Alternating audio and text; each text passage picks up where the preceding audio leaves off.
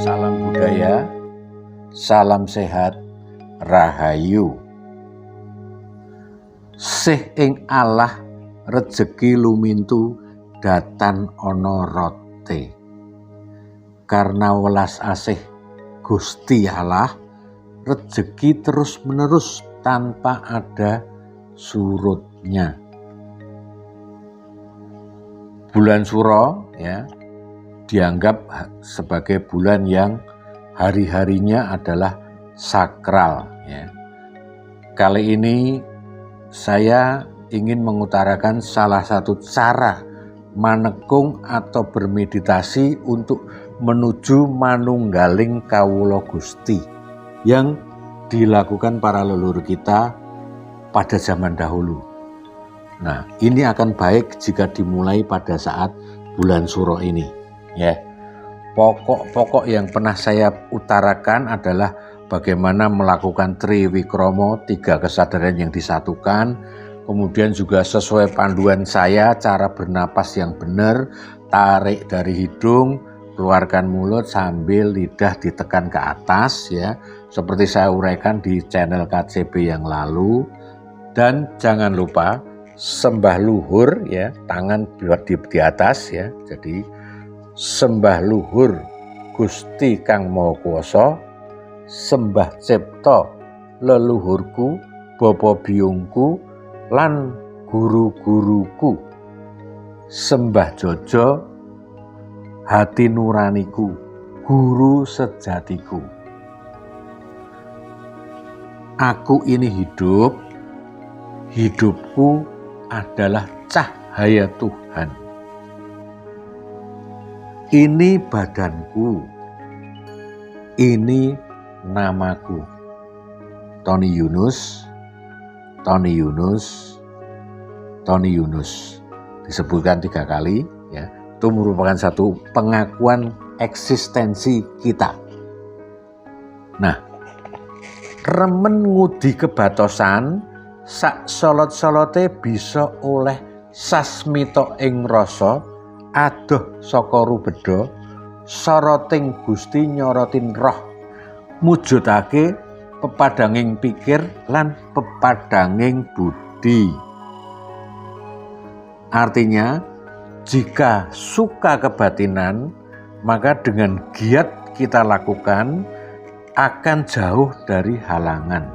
Karena cahaya Gusti menyinarin roh melalui suksma sejati, dapat mewujudkan pencerahan pikiran dan pencerahan budi. Saya jelaskan lagi konsep sederhana tentang kawula dan Gusti ya. Jika Tuhan dianalogikan matahari, kawula diupamakan cawan-cawan dan atau bejana yang berisi air, maka di siang hari akan ada bayangan matahari di permukaan air itu. Nah, bayangan permukaan air itu disebut roh atau jiwa. Dalam kejawen sastra jendra disebutnya roh suci. Ya. Dengan berkas sinar yang ke atas ke arah matahari yang disebut suksma sejati. Jadi garis lurus matahari ke bayangan yang ada di permukaan air itu disebut suksma sejati. Nah, jadi tadi kalimat mujudake pepadangan pikir lan pepadangan budi itu karena kita memiliki piranti atau fasilitas suksma sejati itu tadi ya. Jadi soroting Gusti nyorotin roh atau cahaya Gusti menyinarin roh melalui suksma sejati. Semua itu adalah hasil dari mekanisme kita bermeditasi, yaitu dengan menarik napas, menghembuskan nafas dengan mulut dan lidah yang dipadalke ke cetak atau ditekan ke arah langit-langit. Maka dengan keadaan pepadanging pikir dan budi akan terjadi timbal balik saling menyinari. Jadi kita sendiri sudah padang ya, maka dalam bahasa Jawa disebut rot sinorotan lek winalian.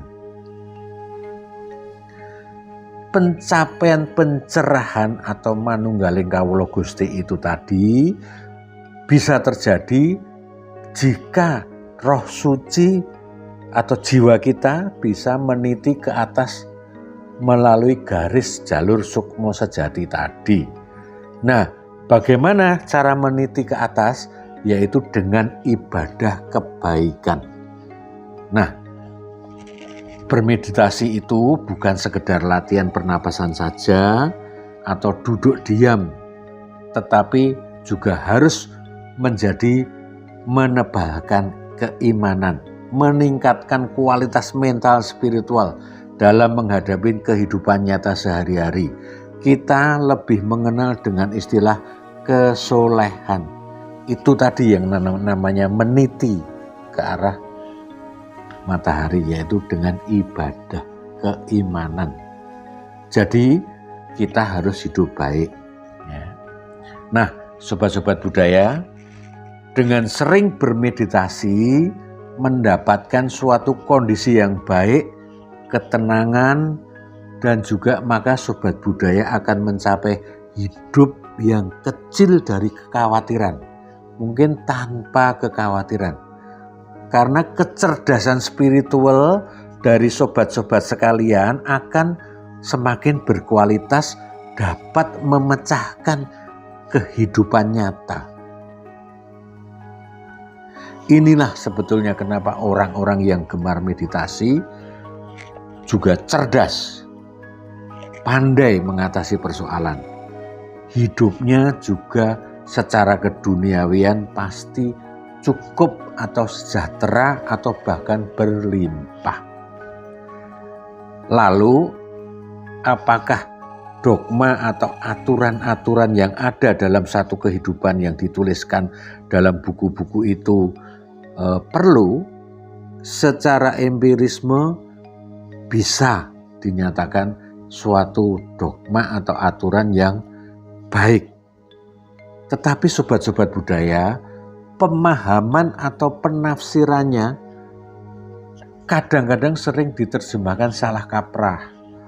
Salah kaprah karena mungkin ya pengetahuannya juga kurang, wawasan spiritualnya juga kurang, sehingga timbul makanya ada intoleransi, kebencian, ya, like and dislike, ya.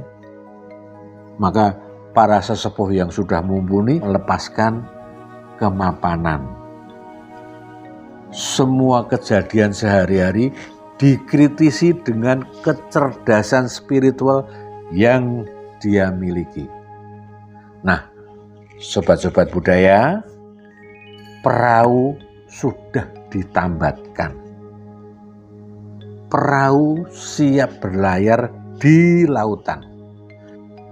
Jadi sobat-sobat budaya, perahu sudah ditambatkan, maksudnya adalah segala piranti sudah tersedia, fasilitasnya ada.